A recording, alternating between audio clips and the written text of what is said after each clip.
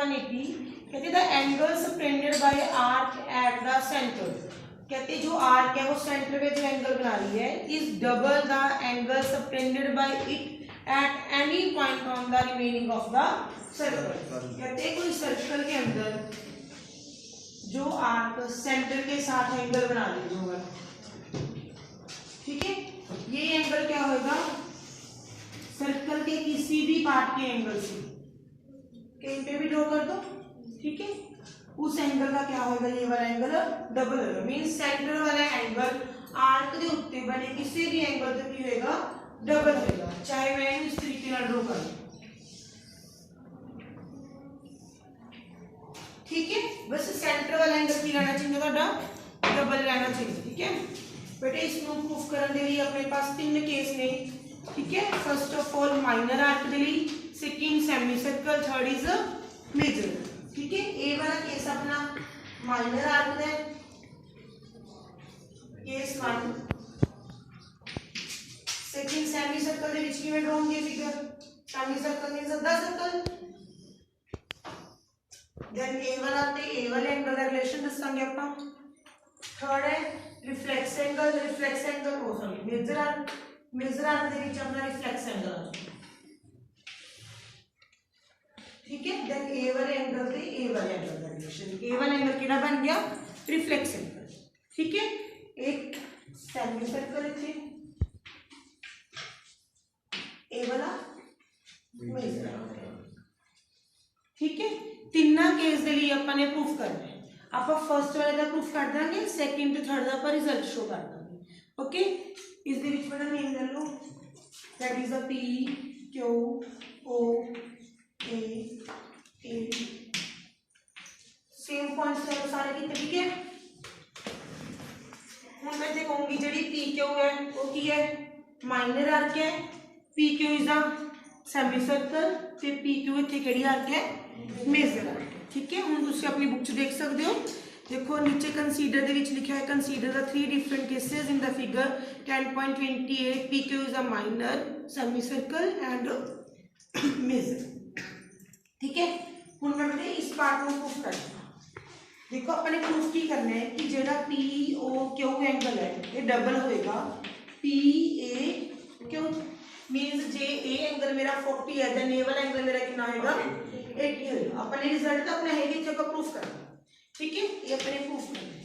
Then बेटा सब तो पहला मैं इस दे विच कंस्ट्रक्ट कर ली, मैंने 9x जॉइन ए टू ए नु ओ तक जॉइन करता कि इन्हें एक्सटेंड करके इत्थे कोई मैं पॉइंट ली गई बी ले, ये तुसी कंस्ट्रक्शन दे विच लिखना है join A to O and extend up to B, clear है। हुण देखो बेटा जेडी ये फिगर नूं ध्यान नाल देखो, जेड़ा ए वाला एंगल है, ठीक है, ए इस ट्रायंगल का बाहर वाला एंगल हो गया, इन ट्रायंगल ए हो गया होगा मतलब एक्सटीरियर एंगल हो गया, ते ए वाला एंगल दो की हो गए इंटीरियर हो गए। मैं जस्ट इन्हां नूं 1 2 ते 3 लैना, ओके। हुण देखो angle 1 plus angle 2 is equals to angle 3 है in triangle A O Q the angle 1 plus 2 equals to angle 3 by exterior angle property,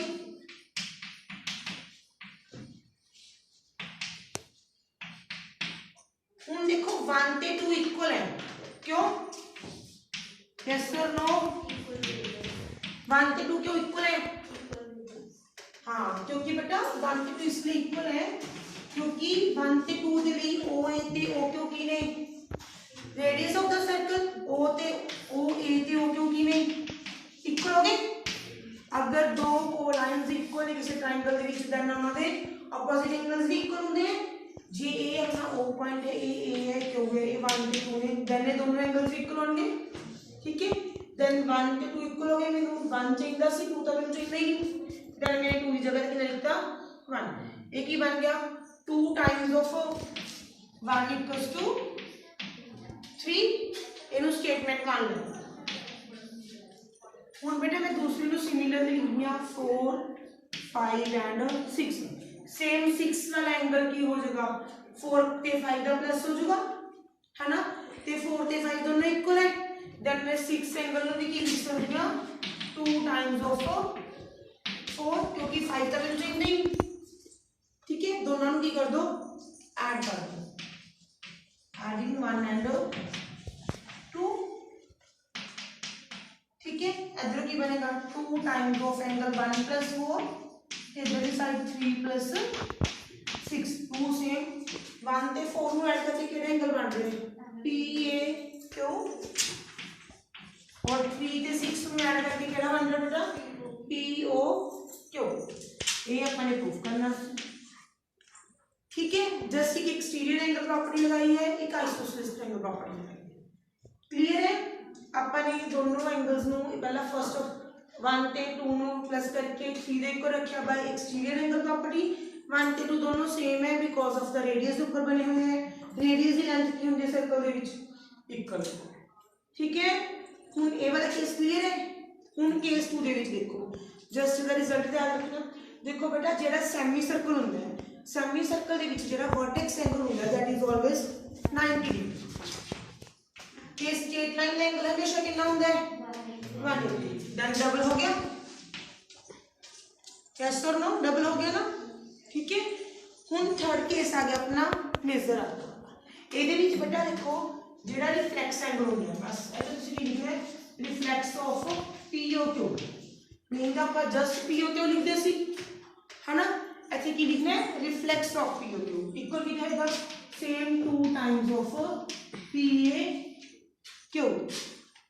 clear है प्रॉपर्टी याद रहेगी वाली ठीक है तीनों केस लिए यही चीज करनी है केस 1 ਨੂੰ प्रॉपरली प्रूफ करने केस 2 ਦੇ ਲਈ ਤੁਸੀਂ ਜਸਟ ਜੇ ਲਿਖਣਾ ਤਾਂ ਲਿਖ ਸਕਦੇ ਹੋ ਵੀ ਵਰਟੈਕਸ ਐਂਗਲ 90 ਹੁੰਦਾ ਦੈਨ ਇਹ ਵਾਲਾ ਕਿੰਨਾ ਹੁੰਦਾ 180 ਦੈਨ ਇਹ ਡਬਲ ਹੋ ਗਿਆ ਥਰਡ ਦੇ ਵਿੱਚ ਰਿਜ਼ਲਟ ਓਕੇ